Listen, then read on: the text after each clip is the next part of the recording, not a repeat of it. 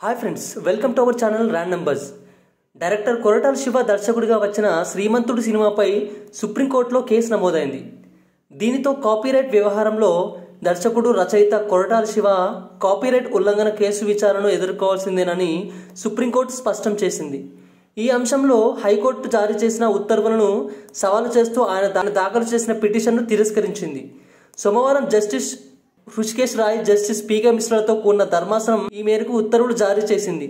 చచ్చేంత ప్రేమ అనే నవలను శ్రీమంతుడు పేరుతో సినిమాగా తీసి కథా రచయితగా మరొకరిని పేర్కొనడంపై దర్శకుడు కొరటాల శివ, నిర్మాతలు ఎర్నేని రవి, మహేష్ బాబు ఎంటర్టైన్మెంట్పై రచయిత శరత్ చంద్ర alias RD Wilson criminal case దాఖలు చేశారు.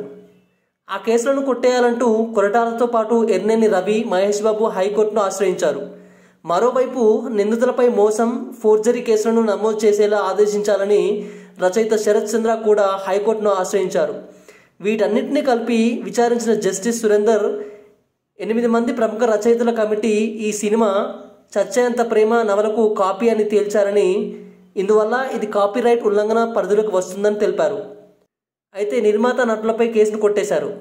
దర్శకుడు కొరటాల శివ కాపీరైట్ ఉల్లంఘనపై విచారణను ఎదుర్కోవాల్సిందేనని ఉత్తర్వులను సవాలు చేస్తూ కొరటాల శివ సుప్రీంకోర్టును ఆశ్రయించారు. సోమవారం ఆయన తరపున సీనియర్ న్యాయవాది వైకాపా ఎంపీ ఎస్ నిరంజన్ రెడ్డి వాదనలు వినిపించారు. అయితే సుప్రీంకోర్టు ఆయన వాదనలతో ఏకీభవించలేదు. మీరు ఈ కేసును ఉపసంహరించుకుంటారా లేక కొట్టేయమంటారా అని న్యాయమూర్తి జస్టిస్ హృషికేశ్ రాయ్ ప్రశ్నించారు. ఉపసంహరించుకుంటామని న్యాయవాది బదిలివ్వడంతో పిటిషన్ను డిస్మిస్ చేస్తున్నట్లు ధర్మాసనం ఉత్తర్వులు జారీ చేసింది.